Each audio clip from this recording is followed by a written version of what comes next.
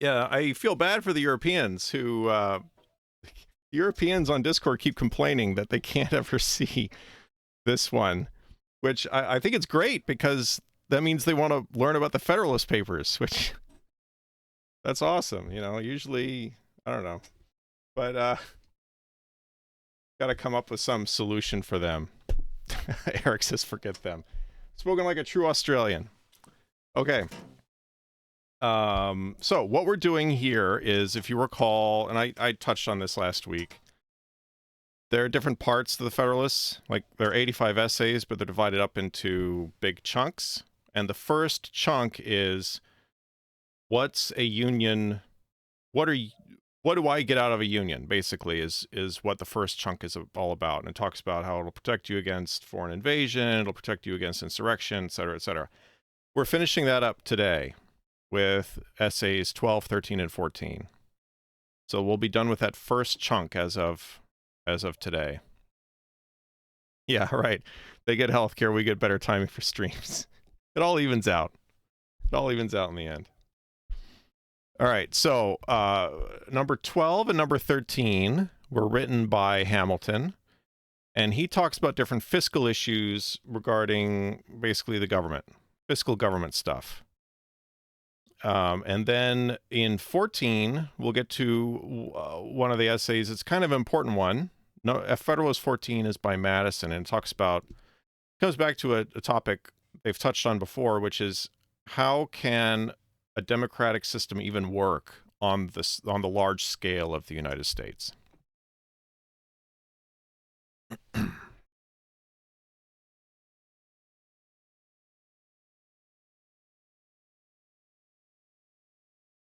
Oh, really? Ching's official actually have this comparison between every Western figure when he looked at history of all European countries in America. That's good. Yeah, the Americans, as I recall, had a pretty good relationship with the Qing, relative to the relationship the Europeans had with them. I've been wanting to bracket. Yeah, Eric. So yeah, Mr. Beat's been running a bracket recently that I've been complaining about on Discord. Yeah, we should do a bracket. Yeah, I've been thinking it'd be fun to do a video about Sun Yat-sen. It's not anything that I'd be doing soon, but I think it'd be fun. Okay, anyway, I'll start reading essay 12. So essay 12 by Hamilton. The effects of union upon the commercial prosperity of the states have been sufficiently delineated. Its tendency to promote the interests of revenue will be the subject of our present inquiry. The prosperity of commerce is now, so revenue, in other words, like government revenue, like government, basically government pulling in taxes. That's basically what he's going to get at in this essay. The prosperity of commerce is now perceived and acknowledged by all enlightened statesmen to be the most useful as well as the most productive source of national wealth, and has accordingly become a primary object of their political cares. By multiplying the means of gratification, by promoting the introduction and circulation of the precious metals, those darling objects of human avarice and enterprise, it serves to vivify and invigorate the channels of industry, and to make them flow with greater activity and copiousness. The assiduous merchant, the laborious husbandman, the active mechanic, and the industrious manufacturer, all orders of men, look forward with eager expectation and growing alacrity to this pleasing reward of their toils. It sounds like he's kind of like going off on a weird tangent, but what he's basically getting at with this first paragraph, which I just interrupted in the middle of, but he's kind of setting the stage. He's making the case, and this is the second paragraph, I guess, of this essay. He's making the case that the government, or the country, the United States, is not just going to be a country of agrarian interests. It's not just going to be a country of farmers. It's also going to be a country of commerce and industry. So he's like putting that at the forefront of the reader's mind. Because at this stage, it was still, the U.S. was still predominantly an agrarian country. Most people in the U.S. were farmers at this point. Many of them were subsistence farmers. So he's just setting the stage here for understanding how government revenue would work in his vision. It won't just be extracting taxes from peasants, the old European model, or the old, the earlier model that people followed. So he's just laying that out in this paragraph here. The often agitated questions between agriculture and commerce has, from indubitable experience, received a decision which has silenced the rivalships that once subsisted between them, and has proved, to the satisfaction of their friends, that their interests are intimately blended and interwoven. It has been found, in various countries, that in proportion as commerce has flourished, land has risen in value. And how could it have happened otherwise? Could that which procures a freer vent for the products of the earth, which furnishes new incitements to the cultivators of land, which is the most powerful instrument in increasing the quantity of money in a state, could that, in fine, which is the faithful handmaid of labor and industry in every shape, fail to augment the value of that article which is the prolific parent of far the greatest part of the objects upon which they are exerted? It is astonishing that so simple a truth should ever have had an adversary, and it is one among a multitude of proofs how apt a spirit of ill-informed jealousy, or of too great abstraction and refinement, is to lead men astray from the plainest paths of reason and conviction. The ability of a country to pay taxes must always be proportioned in a great degree to the quantity of money in circulation and to the celerity with which it circulates. Commerce, contributing to both these objects, must of necessity render its payment of taxes easier and facilitate the requisite supplies to the treasury. The hereditary dominions of the Emperor of Germany contain a great extent of fertile, cultivated, and populous territory, a large proportion of which is situated in mild and luxuriant climates. In some parts of this territory are to be found the best gold and silver mines in Europe. And yet, from the want of the fostering influence of commerce, that monarch can boast but slender revenues. He has several times been compelled to owe obligations to the pecuniary succors of other nations for the preservation of his essential interests, and is unable, upon the strength of his own resources, to sustain long or continued war. So he's bringing up the case of Germany, which, of course, at this time wasn't the Germany as we know it now. The Germany as we know it emerged in the 1860s, it became official in 1870, 1871. But he's referring to the old Germany, which was this conglomeration of small states in Central Europe that were nominally under the suzerainty of the Holy Roman Emperor, or what we now, conventionally call the Holy Roman Emperor. He had more than that title back then, back when he was a thing. So here, Hamilton's calling him the German Emperor, but that's what it's referring to, is what we would now call the Holy Roman Empire. And so the basic point he's saying is that it's a very rich country, fertile soils, ideal climate, and yet it's not super rich because it doesn't have a lot of commerce. It's agrarian, mostly subsistence farmers. Yeah, the Holy Roman Empire is a really interesting institution. I really want to dive into that at some point and make some videos about it. Maybe next year. I don't think I could do that this year, but but yeah, I mean, it kind of, well, yeah, I'll save that for my videos. But it is not in this aspect of the subject alone that union will be seen as to conduce to the purposes of revenue. There are other points of view in which its influence will appear more immediate and decisive.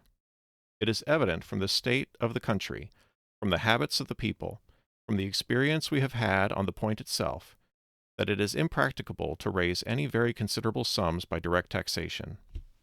Tax laws have in vain been multiplied, new methods to enforce the collection have in vain been tried, the public expectation has been uniformly disappointed, and the treasuries of the states have remained empty.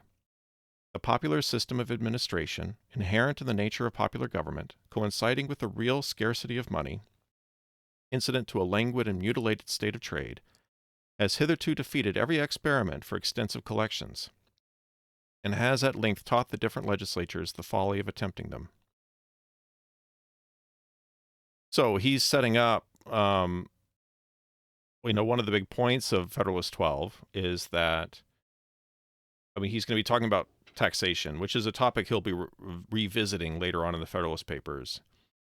But I find Federalist 12 interesting to read because, he, like what he just said here at the top of this page here in this part of the essay, he talks about how we can't rely on direct taxation.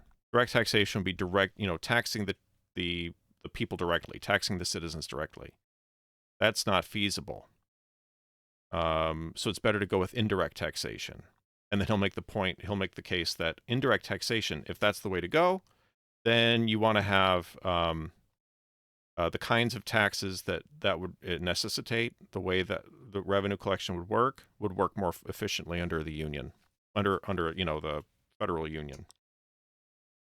Now, that is interesting from the modern day, because today, the vast majority, the large bulk of federal revenue comes from direct taxation in the form of income taxes, especially individual income taxes, and also Social Security, Medicare tax, Medicaid taxes, corporate income taxes. But the income tax is really, that's an individual tax, goes directly to the individual or to the individual company. And that was not envisioned by Hamilton. Of course, it's a different time now. Right. So they had, there was an income tax done temporarily during the Civil War, if I remember correctly. And then, I didn't look this up, but as I recall, they tried it around the time of the Civil War, and then it was declared unconstitutional, either during or after the Civil War. And then, so then they were like, okay, we have to have a constitutional amendment in order to have an income tax. And that finally happened in the early 20th century, 1913, I want to say.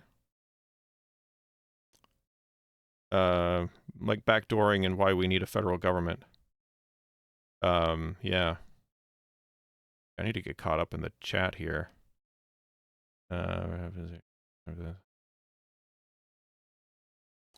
Yeah, TYZJ. I guess, I don't want to. It was very interesting. TYZJ made the point of like art. Some countries, Prussia, Austria, were partially inside, partially outside the Holy Roman Empire. Yeah, I don't want to go too far afield and go on to some tangent about European stuff. But yeah, it was an interesting institution. Let's see, where was I? Here I am, I think. No person acquainted with what happens in other countries will be surprised at this circumstance.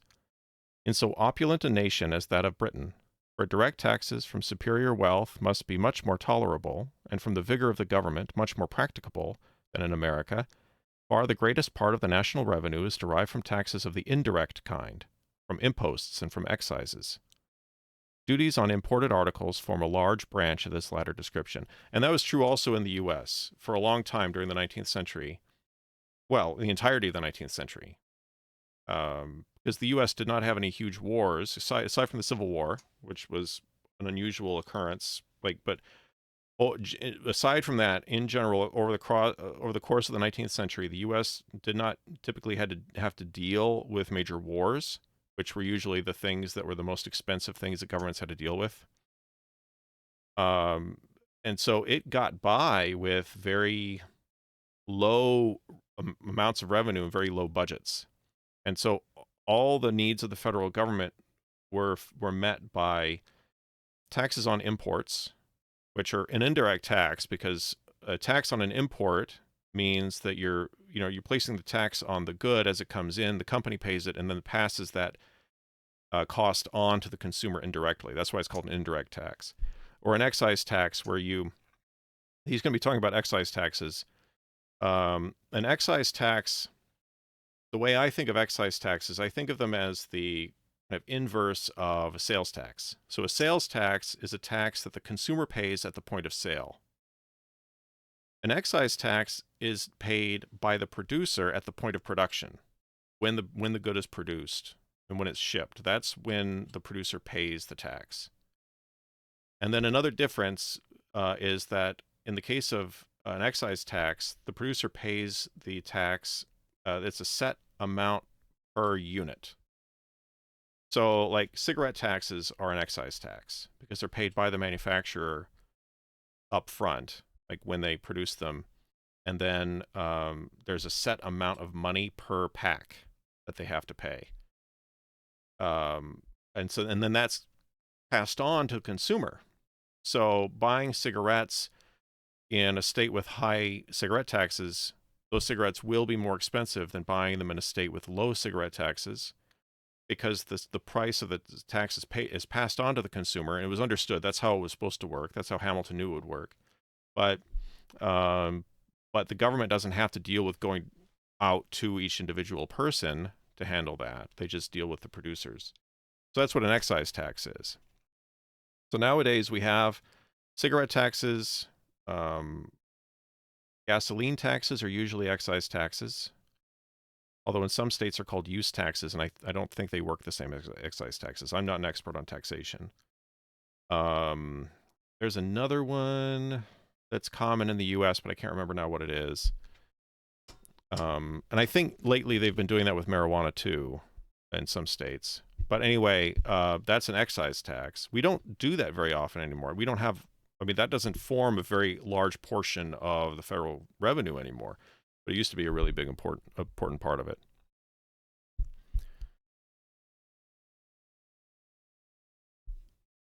Well, okay, so he'll go into it a little bit more further on. Certainly, the states were capable of doing excise taxes, but he's gonna say why that would be less optimal to have each state handling its own excise taxes rather than have the federal government do it. I mean, it worked great. Yeah, Eric says excise tax seems like a very efficient way to do it. But it worked great. Well, okay. I mean, you could have things could go wrong. You know, like the whiskey. Actually, this is something that Hamilton's going to touch on, if I remember correctly, later on in this essay. He's going to talk about taxing spirits. And when he came into the federal government in the Washington administration in 1790, he instituted an excise tax on spirits, which he thought would be uncontroversial.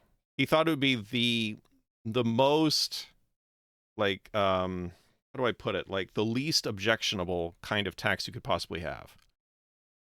And then the western part of Pennsylvania went into rebellion over it, or the Whiskey Rebellion. So anyway, that's something we'll be coming to later on in the essay. All right, I keep going off on tangents. Where was I? I think I'm right here. Duties on imported articles of war. Yeah, I think I'm right here. In America, it is evident that we must a long time depend for the means of revenue chiefly on such duties. In most parts of it, excises must be confined within a narrow compass. The genius of the people will ill brook the inquisitive and peremptory spirit of excise laws. Well, in that I need to parse that language a minute. The genius of the people will ill brook, like will not well put up with the inquisitive and peremptory. We would, in today's language, we might say the nosy and the pushy spirit of excise laws. Because excise laws, they're a little bit more invasive than import duties would be. Let's see. The pockets of the farmers, on the other hand, will reluctantly yield but scanty supplies in the unwelcome shape of impositions on their houses and lands. And personal property is too precarious and invisible a fund to be laid hold of in any other way than by the imperceptible agency of taxes on consumption. Yeah, personal property taxes, that was also a thing that people were trying to do, and that was quite invasive. I think some states still have those on some goods that are out of my price range. If these remarks have any foundation, that state of things which will best enable us to improve and extend so valuable a resource must be best adapted to our political welfare. And it cannot admit of a serious doubt that this state of things must rest on the basis of a general union. So here's where he's going to tie it back into the general idea of we need a stronger union. As far as this would be conducive to the interests of commerce, so far it must tend to the extension of the revenue to be drawn from that source. As far as it would contribute to rendering regulations for the collection of the duties more simple and efficacious, so far it must serve to answer the purposes of making the same rate of duties more productive, and of putting it into the power of the government to increase the rate without prejudice to trade.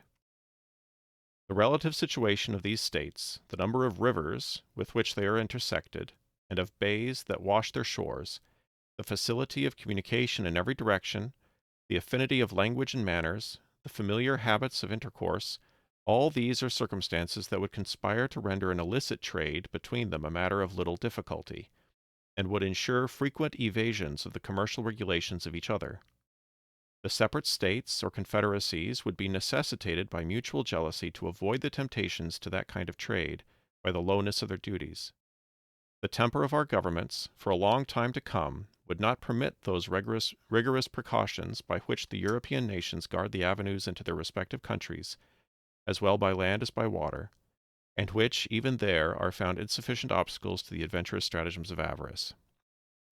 In other words, to sum up this paragraph, it would be too easy. So if import duties were to be handled by the states individually, or by three separate confederacies, it would be too easy, for the reasons he listed, for smugglers to operate across those boundaries, and to get around paying those imposts. So therefore, the states would be motivated to lower the impost duties as low as possible to limit smuggling, or, and they also would be lacking. They would be reluctant to engage in the other option, which is to have higher duties, but also have a lot of customs agents operating along borders trying to intercept smuggling. So that's the case he's making here for that. Like, if you have a federal union where there's free trade among the states, and then the federal union handles trade and has imposts on importation on that scale, you eliminate all those problems. In France, there is an army of patrols, as they are called, constantly employed to secure their fiscal regulations against the inroads of the dealers in contraband trade. Mr. Necker computes the number of these patrols at upward of 20,000. This shows the immense difficulty in preventing that species of traffic, where there is an inland communication, and places in a strong light the disadvantages with which the collection of duties in this country would be encumbered, if by disunion the states should be placed in a situation with respect to each other resembling that of France with respect to her neighbors. The arbitrary and vexatious powers with which the patrols are necessarily armed would be intolerable in a free country. If, on the contrary, there be but one government pervading all the states, there will be, as to the principal part of our commerce, but one side to guard, the Atlantic coast. Vessels arriving directly from foreign countries, laden with valuable cargoes, would rarely choose to hazard themselves to the complicated and critical perils which would attend attempts to unlade prior to their coming into port. They would have to dread both the dangers of the coast and of detection, as well after as before their arrival at the places of their final destination. What he's referring to there is people on ships, and this is something that people do sometimes, in order to avoid paying the customs duties, which you paid when you arrived at port, you try to unload your goods away from the port. And then there would be, the government would have like little boats that would patrol the shores looking for these kind of guys. This is something that happened in Europe a lot.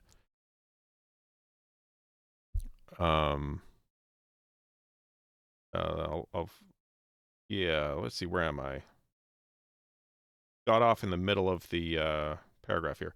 They would have to dread both the dangers of the coast and of detection, as well as after as before their arrival at the place of their final destination. An ordinary degree of vigilance would be competent to the prevention of any material infractions upon the rights of the revenue. A few armed vessels, judiciously stationed at the entrances of our ports, might at a small expense be made useful sentinels of the laws. And the government, having the same interest to provide against violations everywhere, the cooperation of its measures in each state, would have a powerful tendency to render them effectual. Here also we should preserve, by union, an advantage which nature holds out to us, and which would be relinquished by separation. In other words, like the natural geographical shape of the country lends itself to, like, helps us in this regard. And if we were to divide up into smaller countries, we would lose that advantage. The United States lie at a great distance from Europe, and at a considerable distance from all other places with which they would have extensive connections of foreign trade. The passage from them to us in a few hours or in a single night, as between the coasts of France and Britain and of other neighboring nations, would be impracticable. This is a prodigious security against a direct contraband with foreign countries. But a circuitous contraband to one state, through the medium of another, would be both easy and safe. The difference between a direct importation from abroad and an indirect importation through the channel of a neighboring state, in small parcels, according to time and opportunity, with the additional facilities of inland communication, must be palpable to every man of discernment. It is therefore evident that one national government would be able, at much less expense, to extend the duties on imports beyond comparison further than would be practicable to the states separately, or to any partial confederacies. Hitherto, I believe, it may safely be asserted that these duties have not upon an average exceeded in any state 3%. In France they are estimated to be about 15%, and in Britain they exceed this proportion. There seems to be nothing to hinder their being increased in this country, to at least treble their present amount. The single article of ardent spirits, under federal regulation, might be made to furnish a considerable revenue. Upon a ratio to the importation into this state, New York, the whole quantity imported into the United States may be estimated at 4 million of gallons, of which, at a shilling per gallon, would produce 200,000 pounds. That article would well bear this rate of duty, and if it should tend to diminish the consumption of it, such an effect would be equally favorable to the agriculture, to the economy, to the morals, and to the health of the society. There is perhaps nothing so much a subject of national extravagance as these spirits. So that's what I was referring to. This is, the idea of putting an excise tax on spirits. All right, let me get caught up.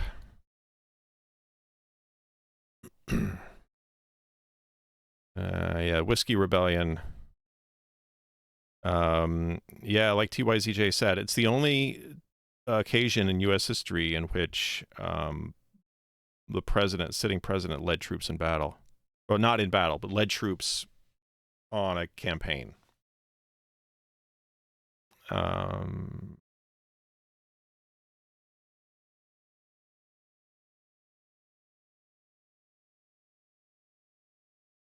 They were known as the United States going back to the beginning of the rebellion. They started calling themselves the United States. Yeah. Oh, they were the United States are, not the United States is. You noticed, I think it was right here. Oh, where was it? He used the United States with a plural verb. Right here. The United States lie at a great distance from Europe.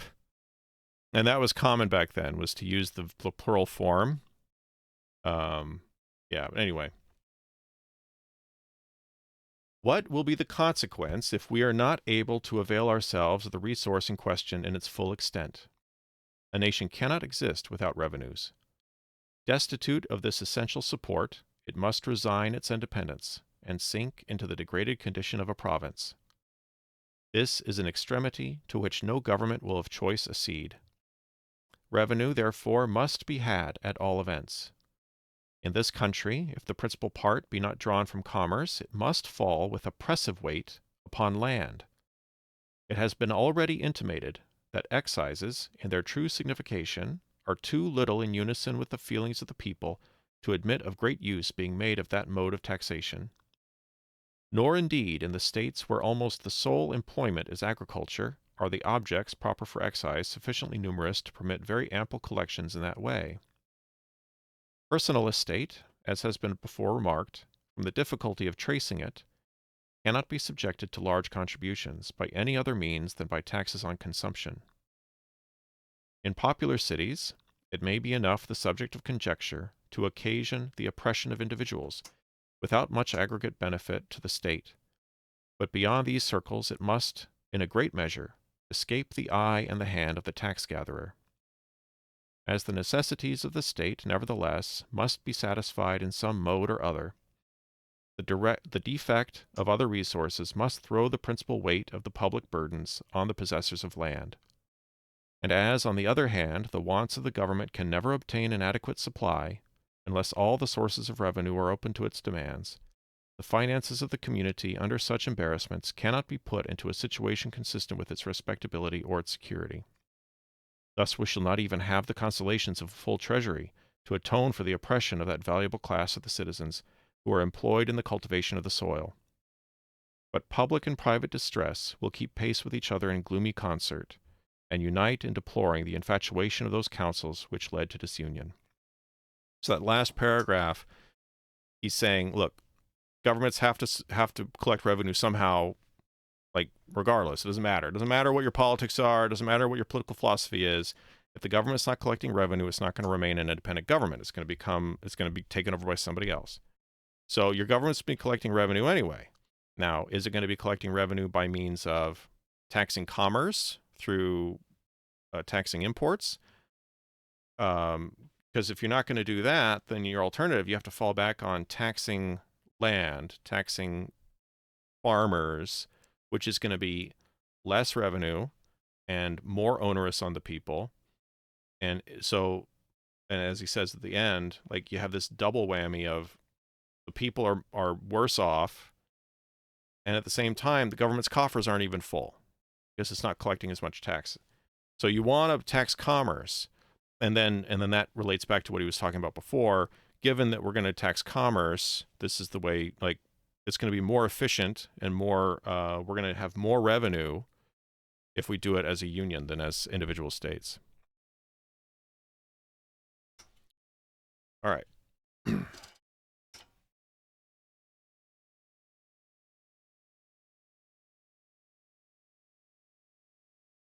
So, that's pretty technical, I guess. A lot of fiscal stuff. A lot of people don't like fiscal stuff. but it's over now. Number 13 is not as bad. and then 14 we'll get into we'll be getting away from that. Oh yeah, TYZJ, I think some founders claim their state and the union both their country. Yes, in fact, it was common for them to talk about their state as their country. Like Thomas Jefferson, for example, he would refer to his country, he would refer to Virginia as his country in his letters. Especially early on. I don't know, later on he probably maybe changed that, but anyway. All right, Federalist 13. As connected with the subject of revenue. So in this one, he's going to be talking about so in number 12, he talked about revenue for the government. In this one, which is a very short one, this one's only like 2.5 pages. This one, he's talking about the efficiency of government operations. It'd be more efficient to have one federal government than several. As connected with the subject of revenue, we may with propriety consider that of economy. The money saved, in other words, economy from the standpoint of like budgeting, like good budget, fiscal responsibility, I guess we might say nowadays. The money saved from one object may be usefully applied to another, and there will be so much the less to be drawn from the pockets of the people. If the states are united under one government, there will be but one national civil list to support. If they are divided into several confederacies, there will be as many different national civil lists to be provided for, and each of them, as to the principal departments, coextensive. So, civil list means basically it means employees of the government, like the staff that work directly for the government. So he's saying if you have one government, you have one civil service. If you have 3 different confederacies, you'll have 3 different civil services with that are going to be redundant to each other. Like if you would combine them, you would have fewer employees than you have if there were 3 separate confederacies. That's basically what he's getting at.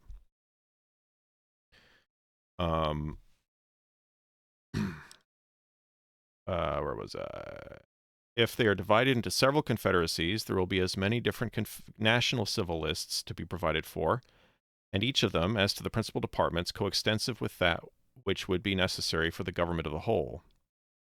The entire separation of the states into 13 unconnected sovereignties is a project too extravagant and too replete with danger to have many advocates. The ideas of men who speculate upon the dismemberment of the empire seem generally turned toward 3 confederacies, one consisting of the 4 northern, another of the 4 middle, and a third of the 5 southern states. There is little probability that there would be a greater number. According to this distribution, each confederacy would comprise an extent of territory larger than that of the Kingdom of Great Britain. No well-informed man will suppose that the affairs of such a confederacy can be properly regulated by a government less comprehensive in its organs or institutions than that which has been proposed by the Convention. When the dimensions of a state attain to a certain magnitude, it requires the same energy of government and the same forms of administration which are requisite in one of much greater extent. This idea admits not of precise demonstration, because there is no rule by which we can measure the momentum of civil power necessary to the government of any given number of individuals, but when we consider that the island of Britain, nearly commensurate with each of the supposed confederacies, contains about 8 millions of people, and when we reflect upon the degree of authority required to direct the passions of so large a society to the public good, we shall see no reason to doubt that the like proportion of power will be sufficient to perform the same task in a society far more numerous. Civil power, properly organized and exerted, is capable of diffusing its force to a very great extent, and can in a manner reproduce itself in every part of a great empire by a judicious arrangement of subordinate institutions. That was kind of wordy, so maybe I'll try to summarize what he said there. I mean, there are a couple things he's touching on there. First of all, like that latter part, he said a single government civil service would work on the scale of the United States. It's scalable, basically, is what he's saying. It's scalable. You know, if you have a single government civil service can scale up to whatever size of the country is necessary, and he uses Britain as an example of that. The other thing he talked about in this paragraph is that he's kind of putting forward as a thought experiment, what if there were different confederacies, and what would that look like? How would they be arranged? And he's actually going to play around with that hypothetical in this next paragraph. The supposition that each confederacy into which the states would be likely to be divided would require a government not less comprehensive than the one proposed will be strengthened. So in other words, he's trying to kind of address possible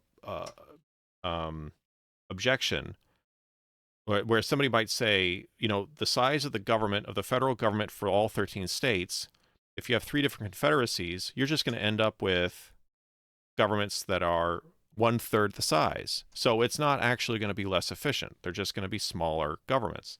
So he's trying to, he's trying to explain why he thinks that if you take 3 confederal governments, one for New England, one for the middle states, one for the southern states, the 3 of those put together will be collectively larger than a single federal government civil service would be. The supposition that each confederacy into which the states would be likely to be divided would require a government not less comprehensive than the one proposed will be strengthened by another supposition, more probable than that which presents us with 3 confederacies as the alternatives to a general union. If we attend carefully to geographical and commercial considerations, in conjunction with the habits and prejudices of the different states, we shall be led to conclude that in case of disunion, they will most naturally league themselves under 2 governments. The 4 eastern states, from all the by eastern states he means New England, so New Hampshire, Massachusetts, Rhode Island, Connecticut. The 4 eastern states, from all the causes that form the links of national sympathy and connection, may with certainty be expected to unite. New York, situated as she is, would never be unwise enough to oppose a feeble and unsupported flank to the weight of that confederacy. There are obvious reasons. Maybe I should get a map. Let me think. Where can I grab a map really quick?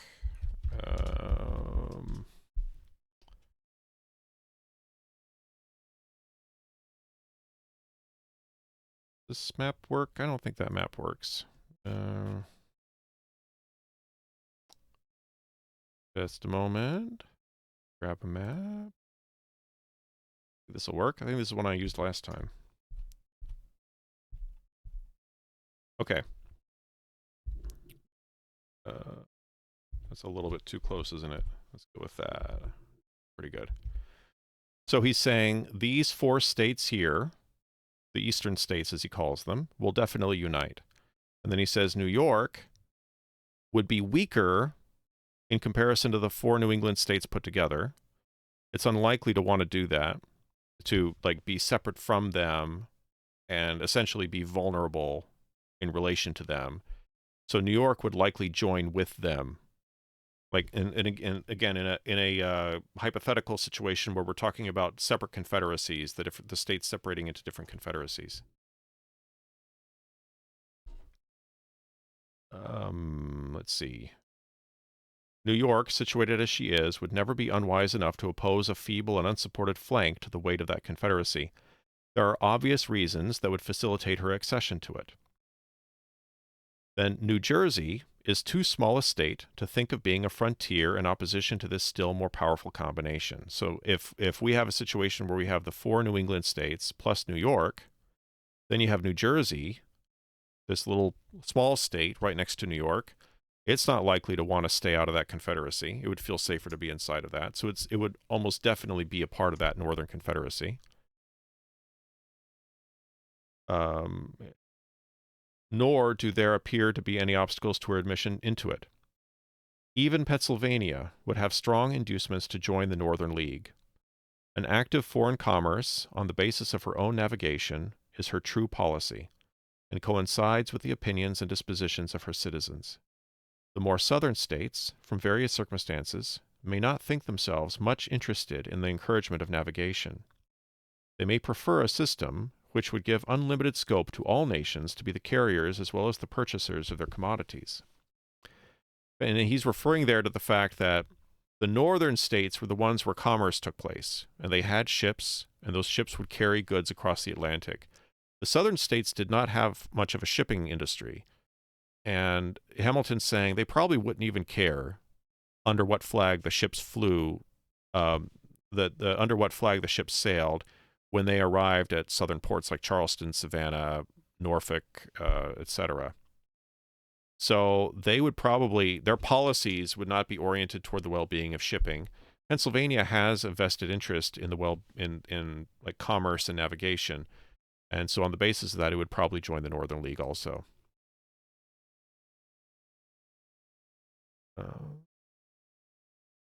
Pennsylvania may not choose to confound her interests in a connection so adverse to her policy. As she must at all events be a frontier, in other words, like if Pennsylvania is going to be a border state regardless between the 2 confederacies, she may deem it most consistent with her safety to have her exposed side turn toward the weaker power of the Southern rather than toward the stronger power of the Northern Confederacy. This would give her the fairest... Oh, thank you. I don't think that audio came in, but somebody... I think that was an alert. Like somebody followed or something. Sorry about that. I don't have the alerts set up on here, but I heard it. Welcome, Braxton. Yeah, thanks, Braxton. This would give her the fairest chance to avoid being the Flanders of America.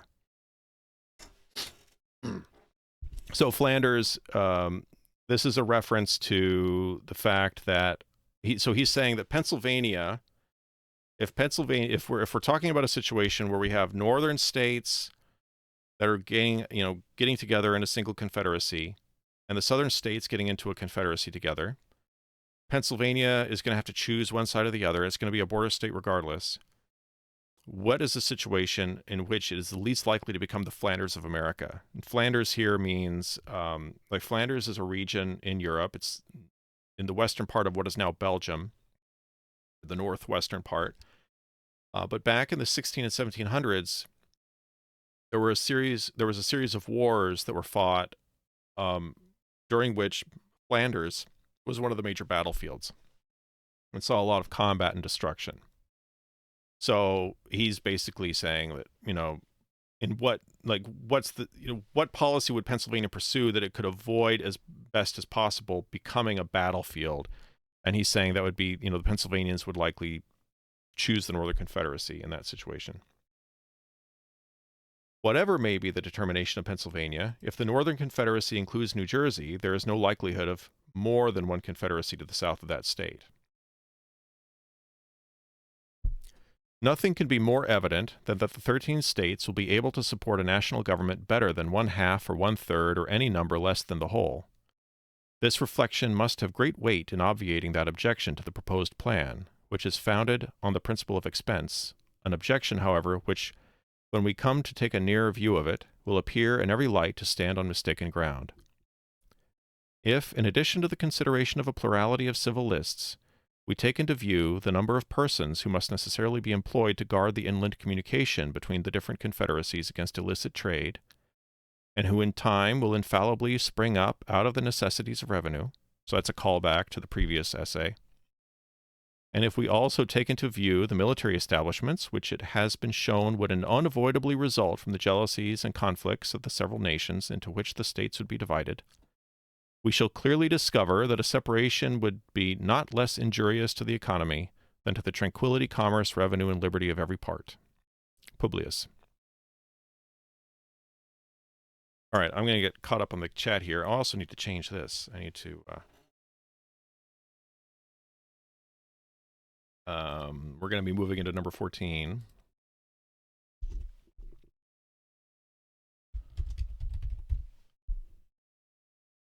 Number 14 will be the last one of the night. We're making good time.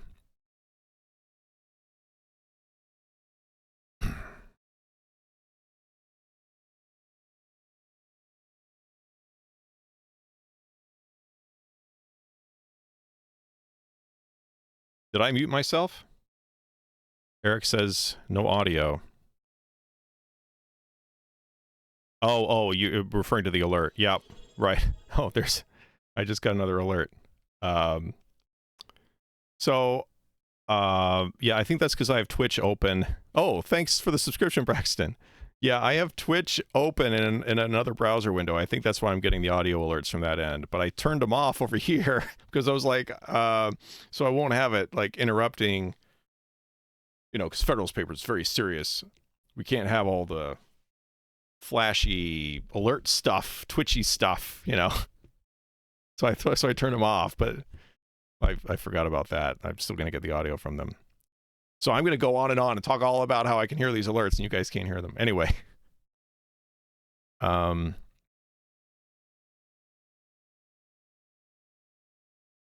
yeah. So Flanders, yeah, well, they are kind of Dutch. Flanders are kind of Dutch.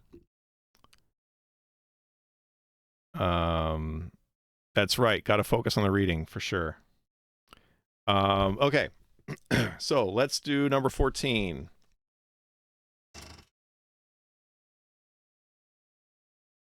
And number 14 is kind of notable. It's one that gets referenced a fair amount, not as much as Federalist 10, because that's Federalist 10. That's the one everybody loves to talk about. But it's still, this is a pretty notable one. Okay. So, number 14. We have seen the necessity of the Union as our bulwark against foreign danger, as the conservator of peace among ourselves, as the guardian of our commerce and other common interests, as the only substitute for those military establishments which have subverted the liberties of the Old World, and as the proper antidote for the diseases of faction, which have proved fatal to other popular governments, and of which alarming symptoms have been betrayed by our own.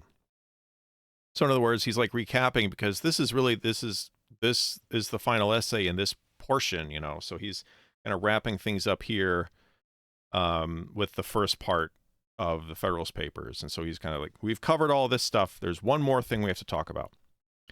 All that remains within this branch of our inquiries is to take notice of an objection that may be drawn from the great extent of country which the Union embraces. A few observations on this subject will be the more proper, as it is perceived that the adversaries of the new Constitution are availing themselves of a prevailing prejudice with regard to the practicable sphere of Republican administration in order to supply, by imaginary difficulties, the want of those solid objections which they endeavor in vain to find. What he's referring to is that there were people who were publishing essays at the time and just speaking just in general in public and conversation, saying that a federal government is not feasible, it's just too big. So if you were to institute, like, the country is just too big. Like, you can have a workable democratic system on the level of a state. Like Governor Clinton, for example, George Clinton in New York was publishing some of these essays, and he was making this point. New York works. You can have a democratic system on the scale of New York. But for all the states put together, a federal government that, you know, presides over all the states and encompasses this huge territory, that's not realistic. And what you're inevitably going to end up with is dictatorship. Like, the democratic system won't work on that scale, so it'll be replaced by a dictatorship. So that they were kind of freaking out about that. Like, you know, we're on the way to dictatorship by doing this. Yeah, Eric, the tone feels very different. Absolutely. Like, Hamilton has a very different style.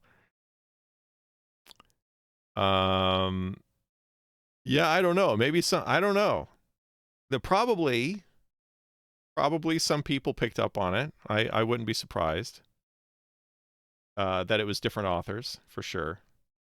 For a long time, so we knew for sure who was involved with the authorship because, well, I think I talked about this before, that Hamilton and Madison each published or each wrote lists years later of which ones they had written. But those lists kind of contradict each other in some points. But then we also had circumstantial evidence from the fact that one or the other of them would write a letter to, like, George Washington or Thomas Jefferson to be like, oh, I'm writing an essay in the Federalist. So they, you know, like, so years later, when historians went back and looked at those papers, they could see, you know, they could kind of put pieces together and figure out where a lot of them, the authorship of a lot of them. But there were some essays actually that were debated for a long time about who the author was. So I think we'll see as we go further along, some of the essays, it won't be quite, the difference in tone won't be quite as obvious. But yeah, sometimes, like, it's really jarring going from number 13 to number 14 for sure. I agree with you. But there was a collection of essays that historians debated for a long time about the authorship of, and they would do all these different studies to try to figure out. They were doing, like, statistical analysis of word frequencies and stuff. But it was finally, I think it was around the 1940s, or maybe it was after the 1940s. Maybe it was later on, where the scholarly consensus kind of arrived at the current list we have. Okay. The error which limits Republican government to a narrow district has been unfolded and refuted in preceding papers.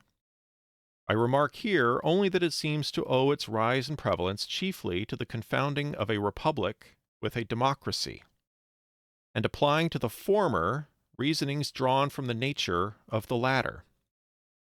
The true distinction between these forms was also adverted to on a former occasion.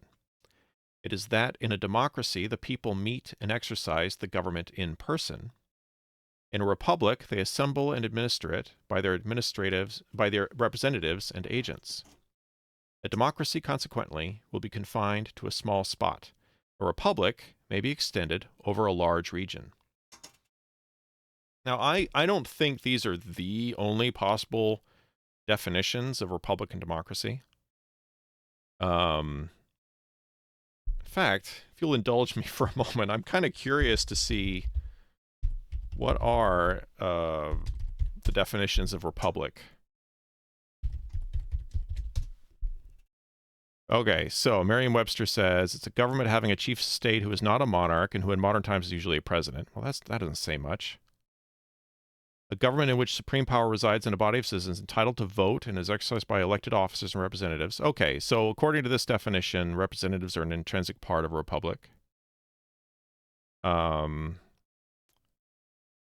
number 3 is totally different. A body of persons freely engaged in a specified activity. Oh, Republic of Letters. Okay.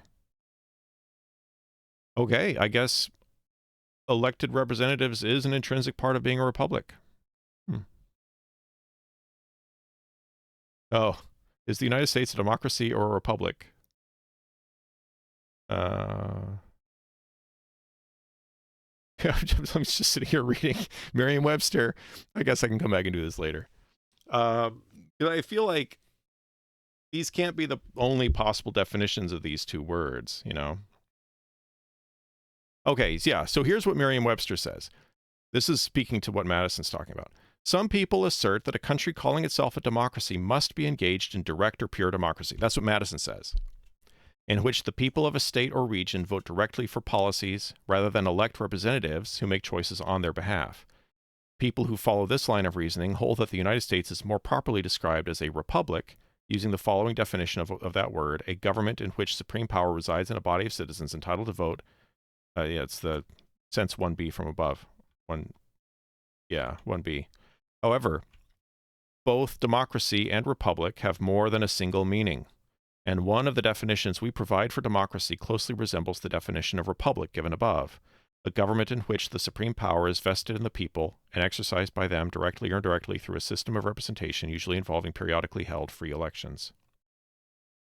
So if someone asks you if the United States is a democracy or a republic, you may safely answer the question with either both or it depends.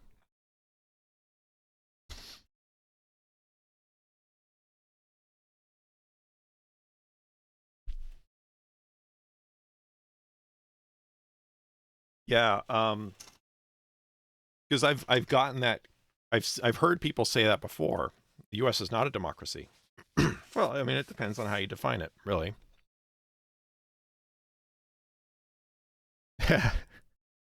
Nah, I mean, there's more. Okay, I'm speaking to Eric's comment here. The Merriam-Webster democracy versus republic answer is like spoilers or TLDR. Okay, so Madison's number 4, Federalist 14. There's more to it than just arguing over the semantics of democracy and republic.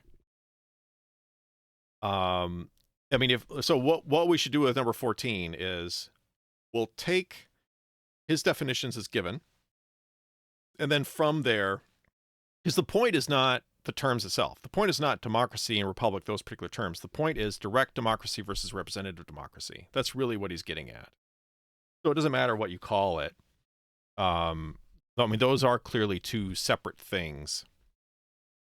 And the case he's making here is a direct Okay, I need water. Direct democracy is necessarily limited in its ability to direct democracy cannot scale, but representative democracy, or a republic in Madison's parlance, a republic can scale and can scale quite a lot. And he's going to talk about how far it can scale.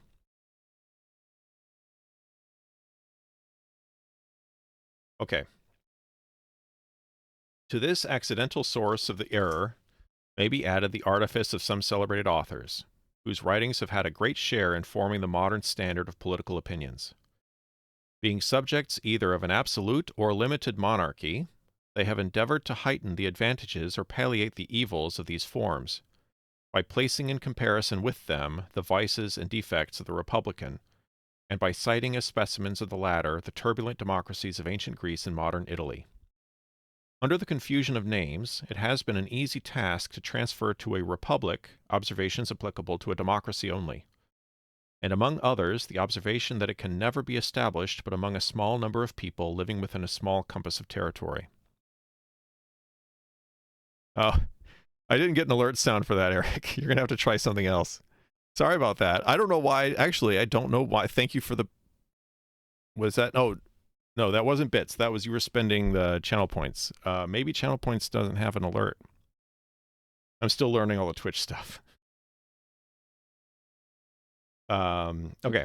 Such a fallacy may have been the less, but I'm training myself to ignore the alerts. You got to be a professional when you're streaming. You got to be able to tune that stuff out.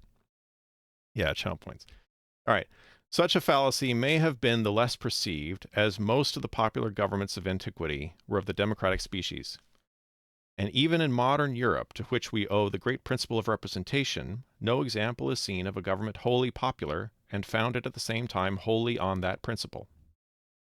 If Europe has the merit of discovering this great mechanical power in government, by the simple agency of which the will of the largest political body may be concentrated and its force directed to any object which the public good requires, America can claim the merit of making the discovery the basis of unmixed and extensive republics.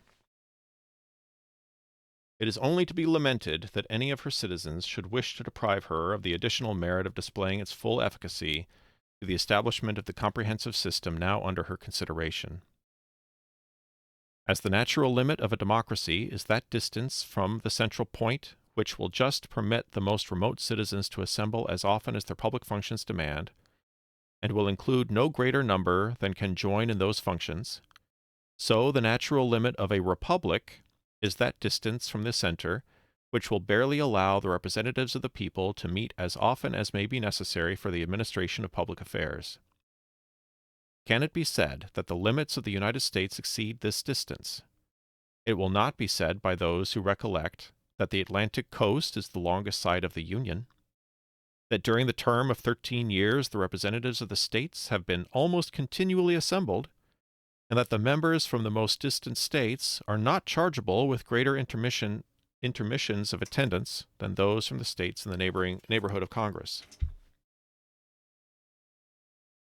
So he's saying, well, obviously a republic, a representative system, can operate on the scale of the United States because, first of all, our long side is along the Atlantic coast, which means that if I go back to the map here, the long side of the country is along the Atlantic coast. So, the United States was shaped like it was long and narrow.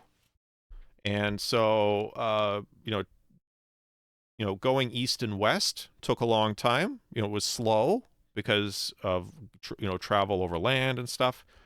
But going north and south, which was the long dimension of the country, was easy because you just sail up and down the coast. And then secondly, he says, well, look at recent history. We've had the Articles of Confederation in operation. We've had the Continental Congress operating. It's had representatives from all the states. And so, they're showing up. They're able to go back and forth. So obviously it works. Now, when he says that during the term of 13 years, the representatives of the states have been almost continually assembled, that's a little bit, well, I mean, it depends on how you look at it. I mean, technically, yeah, I mean, the Congress, another alert. Oh, Eric's trying to distract me. Thank you for the bits, Eric. Now it's just, it's like being in class and the student's just trying to distract you. That's right. That's the yeah, first the channel points, then the money, then the power. That's the progression that you go through. So, the Continental Congress did have representatives from all the states. Representatives from all the states were showing up. However, what he's kind of glossing over here is that there was chronic absenteeism on the part of the members of the Continental Congress. But that's probably not a good counter argument to what Madison's saying here, because I would say the chronic absenteeism was not primarily because of geography. I mean, that was part of it in the sense that sometimes representatives just didn't feel like traveling to the Continental Congress. Serving on the Continental Congress was not a very prestigious thing, and it wasn't something that was very, very much desired by people. It was a kind of a thankless job, and so a lot of people would just avoid doing it. So, yeah, even though there was chronic absenteeism, that in itself would not necessarily be an argument against the feasibility of having a Congress on the scale of the U.S. Eric is cool. As the natural limit of a democracy is that oh wait, did I read that already? Yeah. That we may form a juster estimate with regard to this interesting subject, let us resort to the actual dimensions of the Union. He's going to get into some stats now.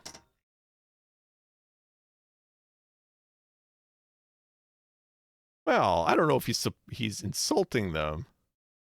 I don't know. I wouldn't say he's insulting them. That we may form a juster estimate with regard to this interesting subject, let us resort to the actual dimensions of the Union. The limits as fixed by the Treaty of Peace, that's the Treaty of 1783 that formally ended hostilities between Britain and the U.S. These bums aren't showing up. Yeah, well, no, he's saying they are showing up. He's saying the bums are showing up. But I think anyone reading that who knew anything about the workings of Congress would be like, are you sure they're showing up? Like, yeah. Okay. The limits, as fixed by the Treaty of Peace, are on the east, the Atlantic; on the south, the latitude of 31 degrees; on the west, the Mississippi; and on the north, an irregular line running in some distances beyond the 45th degree, and others falling as low as the 42nd. The southern shore of Lake Erie lies below that latitude. Computing the distance, so he's just described the four bounds of the country. Atlantic coast, 31 degrees north, which is basically the southern, right around the southern border of Georgia, Mississippi River, and then the northern thing, of course, that's a much more irregular boundary. Computing the distance between the 31st and 45th degrees, it amounts to 973 common miles. Computing it from 31 to 42 degrees, to 764.5 miles. Taking the mean for the distance, the amount will be 868.75 miles. The mean distance from the Atlantic to the Mississippi does not probably exceed 750 miles. On a comparison of this extent with that of several countries in Europe, the practicability of rendering our system commensurate to it appears to be demonstrable. It is not a great deal larger than Germany, where a diet representing the whole empire is continually assembled, or than Poland before the late dismemberment, where another national diet was the repository of the supreme power. Passing by France and Spain, we find that in Great Britain, inferior as it may be in size, the representatives of the northern extremity of the island have as far to travel to the National Council as will be required of those of the most remote parts of the Union. Favorable as this view of the subject may be, some observations remain which will place it in a light still more satisfactory. In the first place, it is to be remembered that the general government is not to be charged with the whole power of making and administering laws. Its jurisdiction is limited to certain enumerated objects, which concern all the members of the Republic, but which are not to be attained by the separate provisions of any. The subordinate governments, in other words, the state governments, which can extend their care to all those other objects which can be separately provided for, will retain their due authority and activity. Were it proposed by the plan of the Convention to abolish the governments of the particular states, its adversaries would have some ground for their objection, though it would not be difficult to show that if they were abolished, the general government would be compelled by the principle of self-preservation to reinstate them in their proper jurisdiction. A second observation, so in other words, first observation is there's still going to be state governments, they're still going to be responsible for a lot of the responsibilities of government, and they're, of course, on a smaller scale. Okay, now the second observation to be made is that the immediate objects of the federal Constitution is to secure the union of the 13 primitive states, which we know to be practicable, and to add to them such other states as may arise in their own bosoms or in their neighborhoods, which we cannot doubt to be equally practicable. The arrangements that may be necessary for those angles and fractions of our territory which lie on our northwestern frontier must be left to those whom further discoveries and experience will render more equal to the task. Let it be remarked, in the third place, that the intercourse throughout the Union will be daily facilitated by new improvements. Roads will everywhere be shortened and kept in better order, accommodations for travelers will be multiplied and ameliorated, and interior navigation on our eastern side will be opened throughout, or nearly throughout, the whole extent of the 13 states. The communication between the western and Atlantic districts, and between different parts of each, will be rendered more and more easy by those numerous canals with which the beneficence of nature has intersected our country, and which art finds it so little difficult to connect and complete. So, the second observation is that, currently the territories are a fair distance away and take a long time, and they're quite large, but eventually they're going to be divided up into states also, and the states will be of reasonable size. The third observation is that the country is going to keep having more and more roads and canals, and internal improvements will make it easier for people to travel internally, which will speed up communication and transportation within the country. And then a fourth and still more important consideration is that as almost every state will, on one side or other, be a frontier, and this is kind of a nuanced argument here with this fourth one. As almost every state will, on one side or other, be a frontier, and will thus find, in a regard to its safety, an inducement to make some sacrifices for the sake of the general protection, so the states which lie at the greatest distance from the heart of the Union, and which of course may partake least of the ordinary circulation of its benefits, will be at the same time immediately contiguous to foreign nations, and will consequently stand, on particular occasions, in greatest need of its strength and resources. It may be inconvenient for Georgia, or the states forming our western or northwestern boundaries, to send their representatives to the seat of government, but they would find it more so to struggle along against an invading enemy, or even to support alone the whole expense of those precautions which may be dictated by the neighborhood of continual danger. If they should derive less benefit, therefore, from the Union in some respects than the less distant states, they will derive greater benefit from it in other respects, and thus the proper equilibrium will be maintained throughout. The fourth observation, fourth consideration that Madison put forward is that, on the one hand, states closer into the core will have, in some ways, greater benefits from being part of the Union. They'll be able to interact with each other more readily. They'll be able to access the national capital more readily.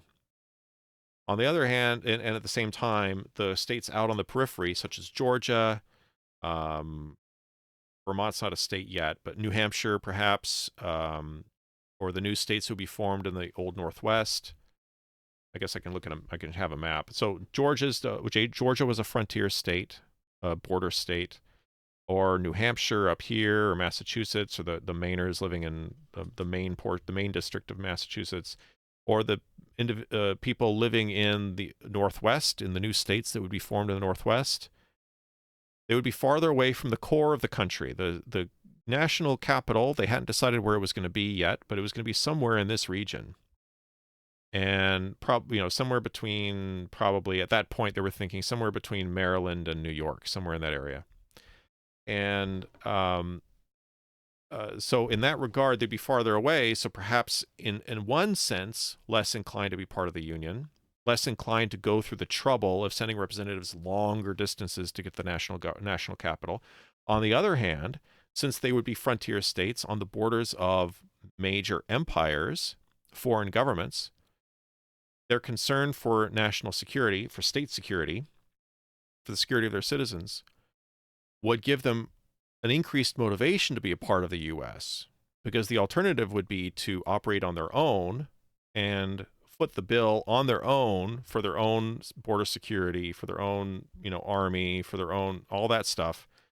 So they would find a benefit in being part of the federal system. So that would give them an extra motivation to be a part of the federal system. That would balance out the fact that they would otherwise not be benefiting from being in this core cluster of states near the capital.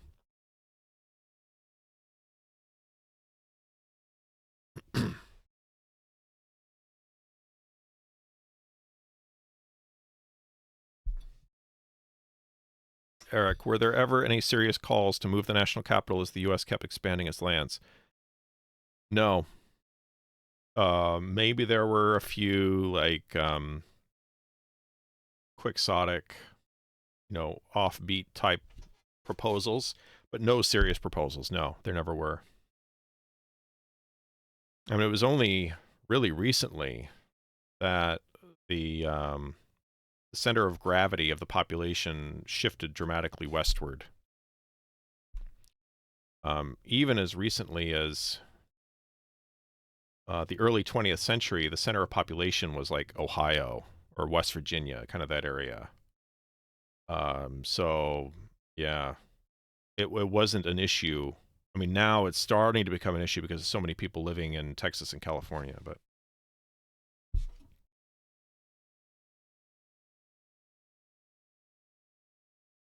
I submit to you, my fellow citizens, these considerations, in full confidence that the good sense which has so often marked your decisions will allow them their due weight and effect, and that you will never suffer difficulties, however formidable in appearance, or however fashionable the error on which they may be founded, to drive you into the gloomy and perilous scene into which the advocates for disunion would conduct you. Hearken not to their unnatural voice, which tells you that the people of America, knit together as they are by so many cords of affection, can no longer live together as members of the same family, can no longer continue the mutual guardians of their mutual happiness, can no longer be fellow citizens of one great, respectable, and flourishing empire. Hearken not to the voice which petulantly tells you that the form of government recommended for your adoption is a novelty in the political world, that it has never yet had a place in the theories of the wildest projectors, that it rashly attempts what it is impossible to accomplish. No, my countrymen, shut your ears against this unhallowed language. Shut your hearts against the poison which it conveys. The kindred blood which flows in the veins of American citizens, the mingled blood which they have shed in the defense of their sacred rights, consecrate their union, and excite the horror at the idea of their becoming aliens, rivals, enemies. And if novelties are to be shunned, believe me, the most alarming of all novelties, the most wild of all projects, the most rash of all attempts, is that of rending us in pieces in order to preserve our liberties and promote our happiness. But why is the experiment of an extended republic to be rejected merely because it may comprise what is new? Is it not the glory of the people of America that while they have paid a decent regard to the opinions of former times and other nations, they have not suffered a blind veneration for antiquity, for custom, or for names to overrule the suggestions of their own good sense, the knowledge of their own situation, and the lessons of their own experience? To this manly spirit, posterity will be indebted for the possession, and the world for the example, of the numerous innovations displayed on the American theater in favor of private rights and public happiness. Had no important step been taken by the leaders of the Revolution for which a precedent could not be discovered, no government established of which an exact model did not present itself, the people of the United States might at this moment have been numbered among the melancholy victims of misguided counsels, must at best have been laboring under the weight of some of those forms which have crushed the liberties of the rest of mankind.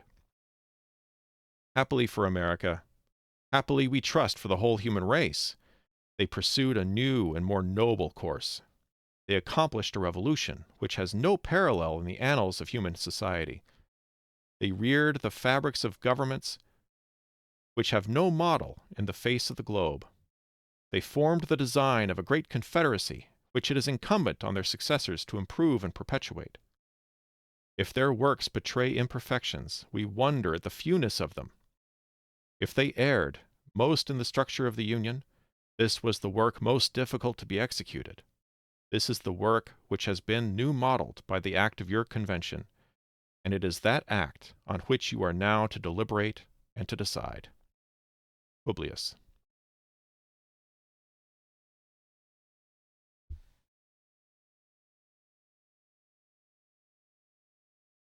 I completely agree, Eric. I need to have some kind of thing where when they start waxing poetic, got the bald eagle and the flag and all that stuff going on in the background, and Yeah, that would be awesome. Okay. So, any questions, comments on these essays?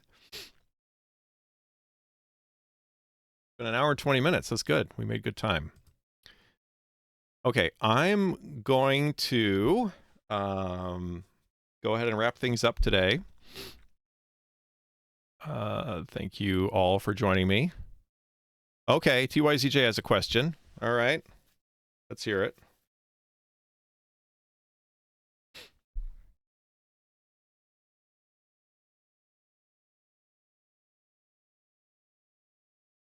Maybe I'll fill some airtime while you're typing. So that wraps up the last portion of the first portion. Oh, that was a weird way of phrasing that.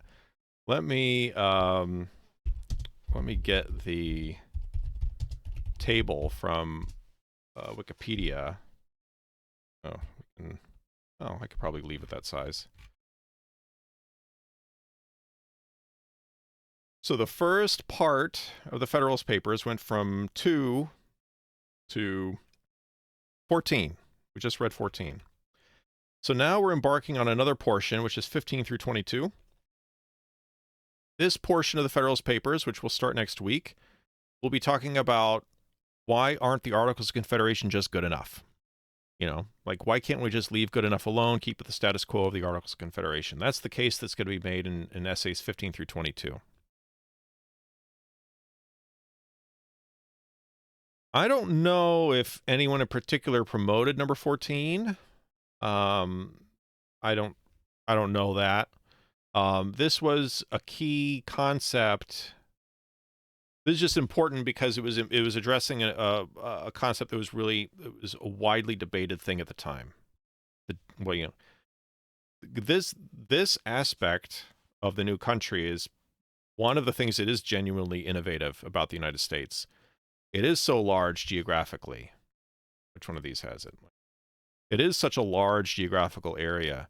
To have such a large geographical area functioning as, according to Republican principles, small r, lowercase r, Republican principles, that's quite remarkable. It was like, Madison talked about the innovation, the innovativeness, the newness of this. It was quite new.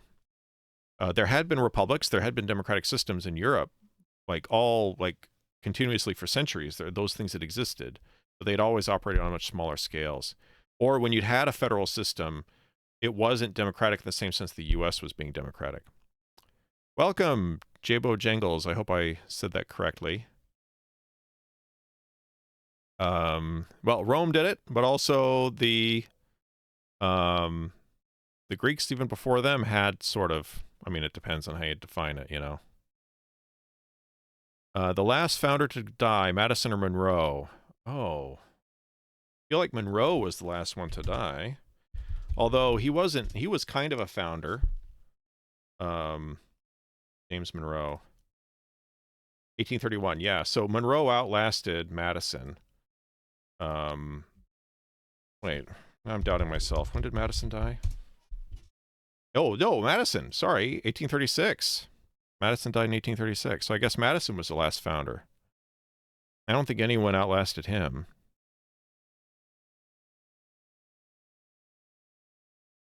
Oh, thank you. Love my YouTube videos. Awesome. Yeah, I have not been promoting the Twitch thing on YouTube. I think 99% of people who've seen my YouTube videos have no idea I'm doing this Twitch stuff. It's because I'm really bad at Twitch. I don't want them to see it. Yeah, Patrick Henry had an important role to play early on, and then kind of faded after that. He didn't play much of a role after the Republic was established. Although he had opportunities to, but he always turned them down, or, for one reason or another, didn't participate. Washington tried to get him in his administration, but he never could.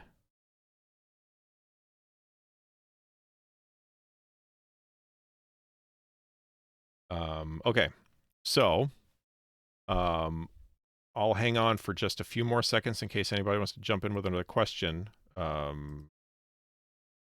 I don't know what else I can say at this point, though. Maybe I should just wrap up the stream. Now, I'm still gaming on Tuesdays. Still playing Indiana Jones and the Fate of Atlantis, and I think there are probably 2 sessions left with that game. I'm not sure. It might be 3. I don't think I can finish it this coming Tuesday, but I'm not sure how long it'll be after that. I have no idea what I'm going to do with the Tuesday stream after that, if anything. So if you have any opinions about what I should do with the Tuesday stream, should I read a book? Should I do something more like what I'm doing here? In which case I might move it to Friday mornings. Or should I play a different game? I've had a couple people ask me to play Civilization 6, so that's a possibility. I'm not going to play Dark Souls. Something historical. Something historical. But yeah, so on the Discord, the Europeans have been complaining that this stream is too late for them. It's in the middle of the night Europe time. So they only get the games. But yeah, I'm open to doing this sort of thing for the European audience also. I just don't know what to do. Okay, move the Tuesday stream to the evening to make the Europeans complain more. I actually kind of like that idea. That'd be funny. I will consider that. I'll put that on the list. We're still brainstorming. No dumb ideas. Everything, you know, like this is a safe space where like everybody can make contributions, and we're gonna write them all down and consider them. Oh wait, no. April 1st is a Monday, isn't it? I think it is. Darn. I thought that would be funny to do that to them. Oh, I guess April 1st is a Monday. I guess I could tell them on Monday that I'm doing that. I won't do that, though. Okay. So I'm going to go ahead and quit the stream now. Bummer. They would complain. I just think it's so funny that they're complaining about how this stream is so late. It's the Federalist Papers. Like, do these guys want to watch the Federalist Papers of all things? Like, maybe they do. I don't know. Like, a bunch of Europeans ended up watching my presidential election videos. I never expected that to happen. But yeah, maybe they really want to watch the Federalist Papers, I guess. But I think it's so funny they're complaining about that. I picked this time specifically because it's prime time in the U.S. So I figured I don't know what the best time is to stream like this kind of academic American history content for the American audience. Like, I guessed it would be prime time, but like there's no Twitch analytics or Twitch research tools that let you know when are people, like what time of day are people searching for Constitution stuff. Like, that doesn't exist on Twitch. So I have no idea what the best time is to stream this kind of thing. I mean, it'd be better to do this during the workday in the US so that people can stream it, like have it on the background at work, depending on what kind of job they have. That might be more convenient for them. I don't know. But anyway, I'm still thinking about what I can do for the Europeans, but I have no idea yet what I could be. All right, I'm going to go ahead and wrap it up now. Thank you for joining me. See you next week. We'll be continuing on with the Federalist Papers next Friday, same time. See ya.